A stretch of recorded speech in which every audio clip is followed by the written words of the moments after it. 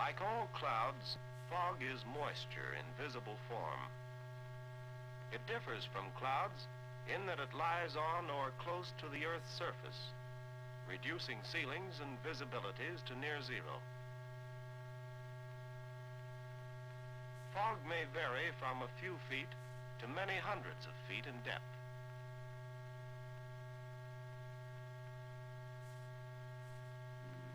Fog has the same appearance from above as a low sheet of clouds, making it difficult to tell from this angle whether it is on the surface or if there is a ceiling with some visibility underneath.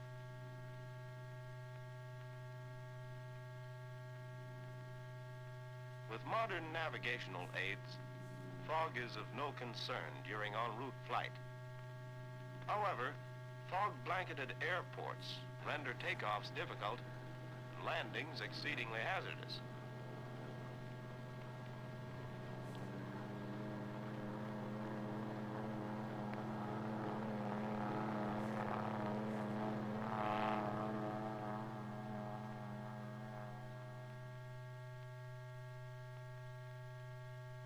Fog usually forms more rapidly than other weather phenomena. It is difficult to forecast and is often an unexpected hazard. It is vitally important to have an alternate airport in mind when operating under fog conditions.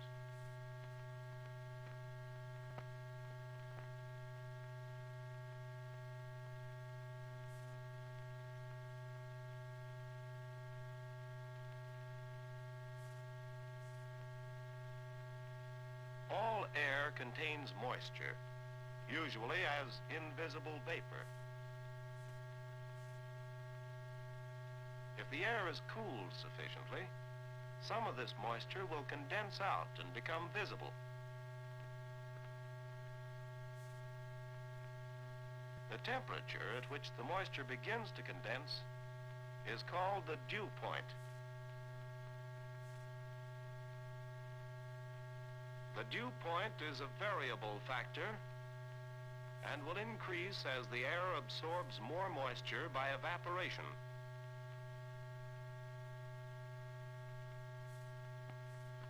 The air temperature also varies and will decrease as the air is cooled by contact with a cold surface.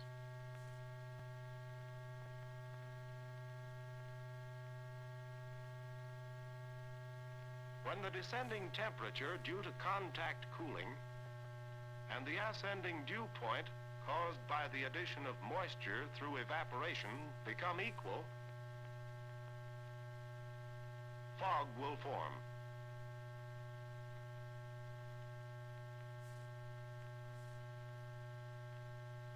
In air free of fog, there is a difference between the temperature of the air and the dew point. The amount of spread between these two is an important factor in prediction. With a large spread, the temperature of the air must decrease and the dew point must increase a great deal before they become equal.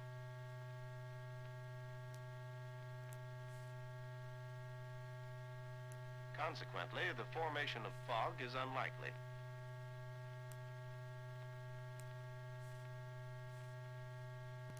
But with a smaller spread, less cooling of temperature and increase of dew point will be required.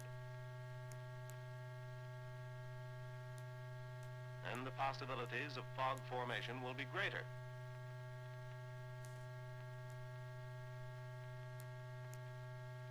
The most important process in bringing the temperature and dew point together and forming fog is the lowering of temperature by contact cooling.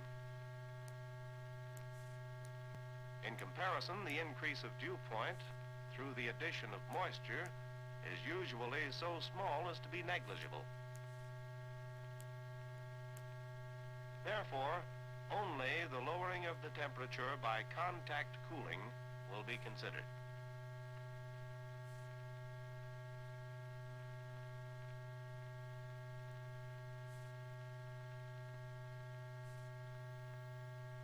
Fog may be classified into two general types: ground fog and advection fog.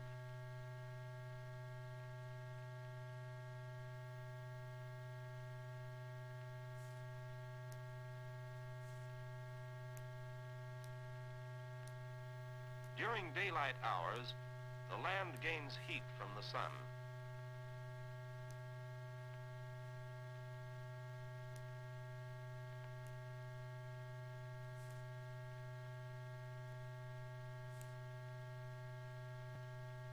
At night, the heat radiates from the Earth and is lost to space without affecting the temperature of the air through which it passes. The land therefore cools, but the air above the surface retains its daytime temperature. If the minimum temperature of the land surface during the night is equal to or less than the dew point, the air next to the surface will be cooled by contact with the cold ground until the air temperature equals the dew point. This results in the formation of fog.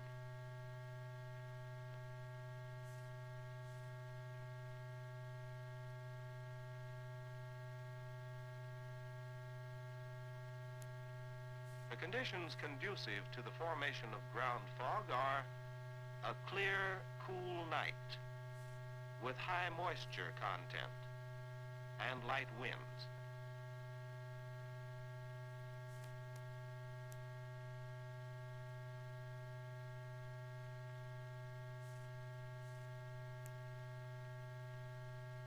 A clear night allows the land to lose the heat gained from the sun during the daylight hours.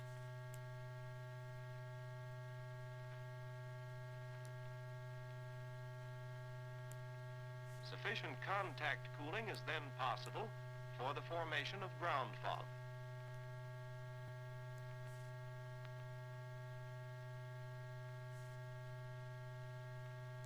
But if the sky is cloudy, the clouds prevent most of this heat from escaping and act as a blanket to keep the ground warm.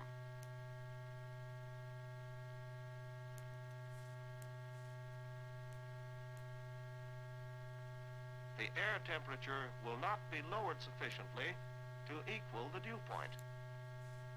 Therefore, on a cloudy night, the formation of ground fog is unlikely.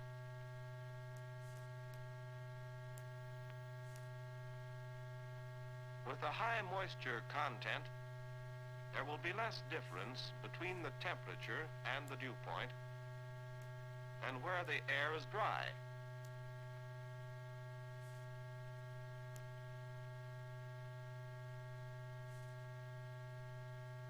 Where there is less difference between the temperature and dew point, less cooling will be required to bring the temperature and dew point together, and the possibilities of fog are greater.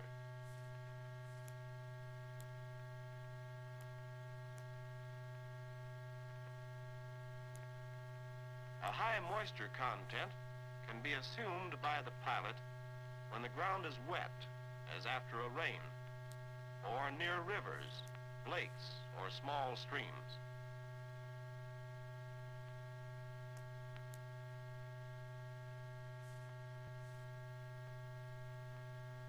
Ground fog may be intensified by light winds.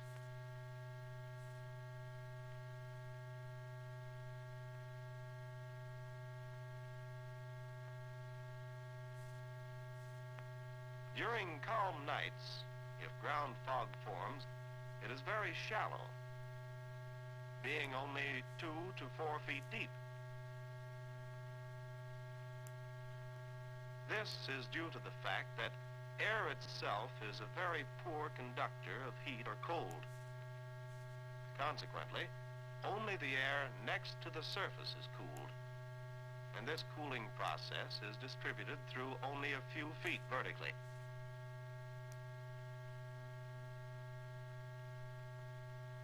Under the same conditions, but with a wind velocity of from 2 to 5 knots, the cold air is lifted mechanically to higher levels by the action of the wind.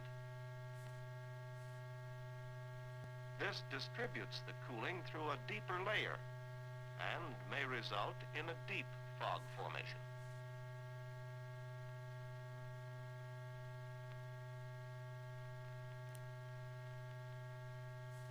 Still under the same conditions, but with a wind velocity of from 5 to 8 knots or higher, the increased mixing will so thoroughly spread the cooling process that the air temperature will not be lowered sufficiently to equal the dew point, and ground fog will not form.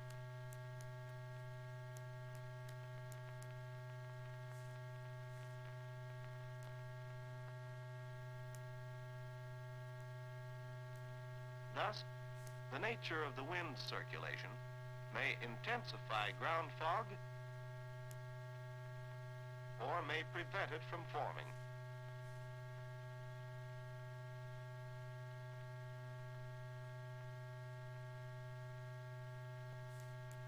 Ground fogs are more frequent and more dense in lowlands.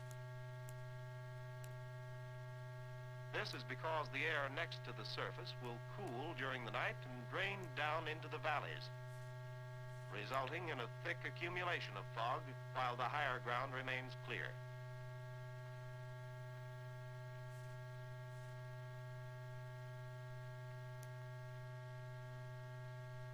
Around industrial areas where smoke is prevalent, fog is also more dense and more frequent, since the smoke particles act as additional nuclei for the formation of more fog droplets.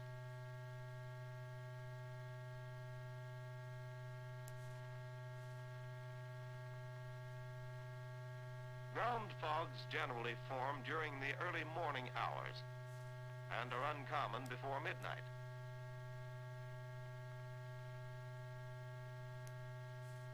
Their greatest density is normally reached about daybreak.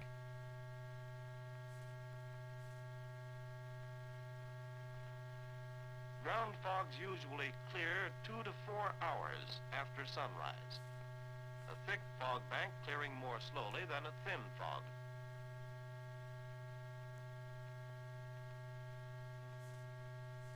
Since ground fog is a local condition generally found in a restricted area over land, danger can best be avoided by having an alternate airport in mind whenever fog formation is likely.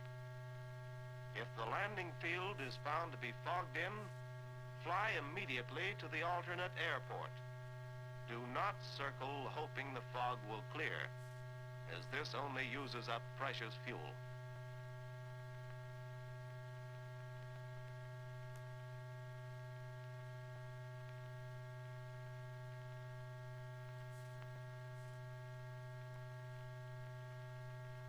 Unlike ground fog, advection fog will usually cover a widespread area and may form not only over land, but also over the sea.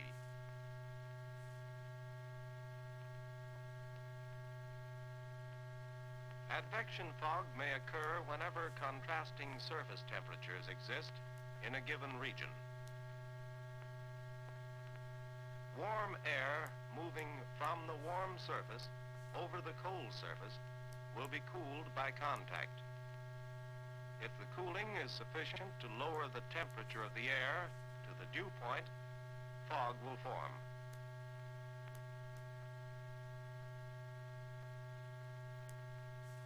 Fog formed by this process is frequently carried from one point to another by the wind.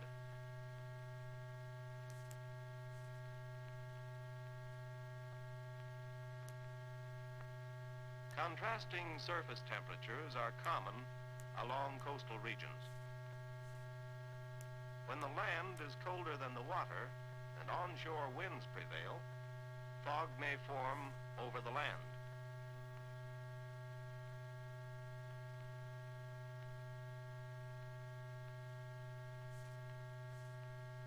Whenever continental coastlines are paralleled by higher ground or ranges of mountains, the fogs formed along these coasts when onshore winds prevail will be confined to the immediate coastal plains area. The higher ground acts as a barrier, which prevents the fog from spreading farther inland.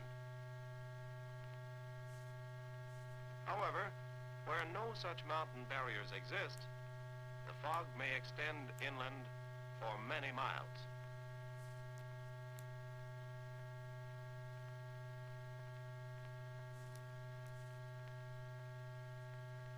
This frequently occurs in the eastern half of the United States during the winter months, when warm, moist air from the Gulf of Mexico flows northward and is cooled by contact with the colder land surface. This action often causes a widespread area of advection fog, which may extend as far north as the Great Lakes.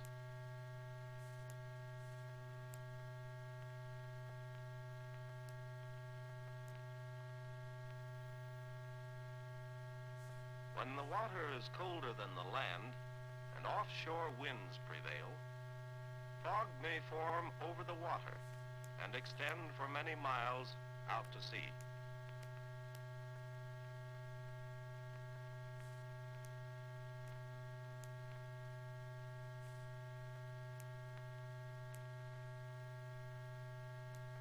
Contrasting surface temperatures are also found in the open sea when warm and cold water currents are adjacent.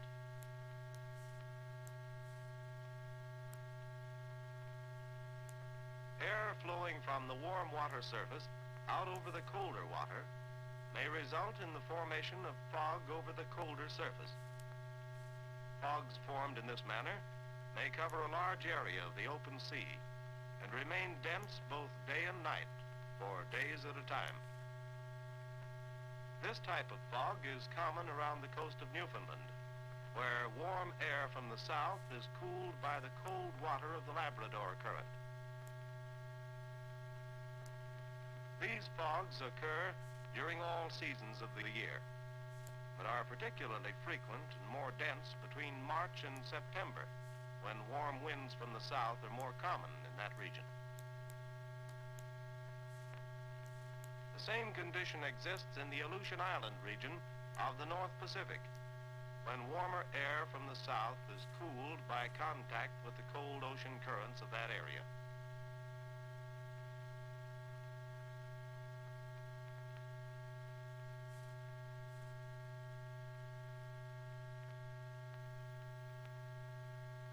Flight operations are seriously impaired and are most difficult in regions of widespread advection fog.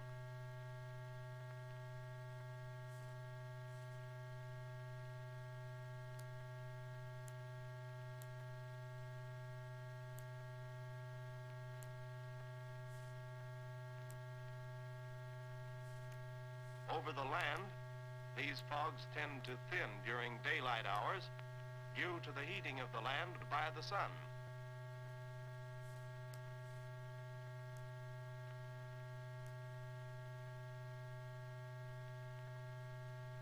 If the fog bank is shallow, it may even clear completely, but will form again after sunset as the land cools.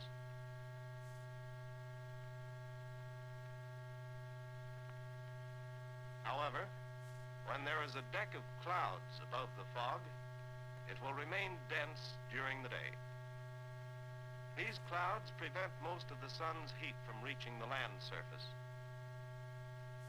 The fog, therefore, is not affected to any extent by the slight increase in the temperature of the land.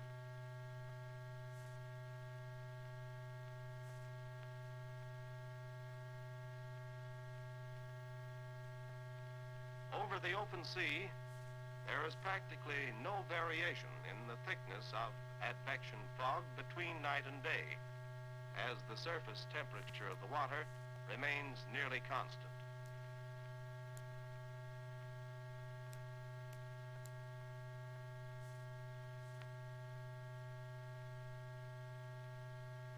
Advection fogs tend to dissipate on the leeward side of islands during daylight hours if there is no cloud deck above. As the air moves across the island, it is warmed by contact with the land reaching its maximum temperature on the leeward side. This causes the fog to dissipate sooner here than in other areas around the island.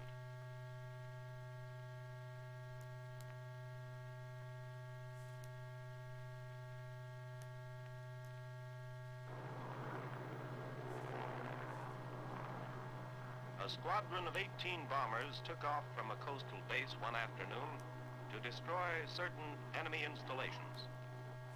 At the time of the takeoff, the weather was clear with unlimited visibility and a moderate onshore breeze. A bank of fog lay over the water off the coast.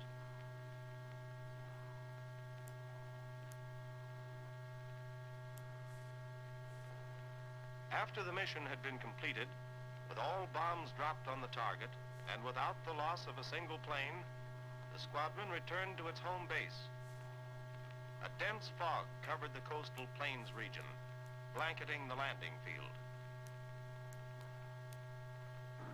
One pilot out of the 18 estimated the situation correctly and proceeded inland, knowing that this type of fog is usually confined to the immediate coastal plains region, and that a few miles inland, open fields might be available for a safe landing. 15 of the planes circled over the fog until their gas supply was gone. The crews then bailed out. 2 of the pilots attempted to land in the fog and crashed.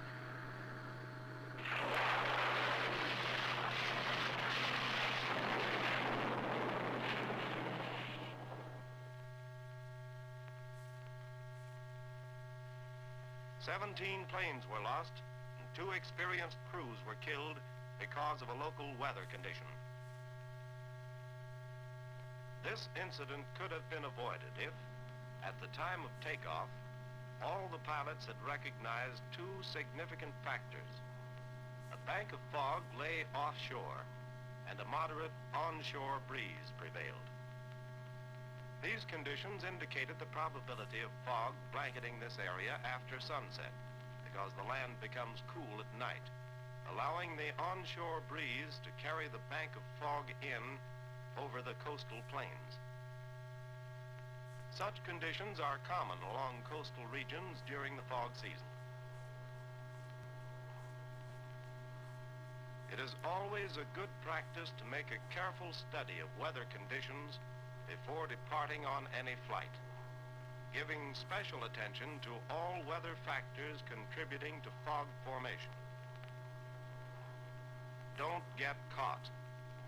When there is any possibility of fog forming, always have an alternate airport in mind. Plan your flight so that sufficient fuel is aboard to safely execute the alternate procedure.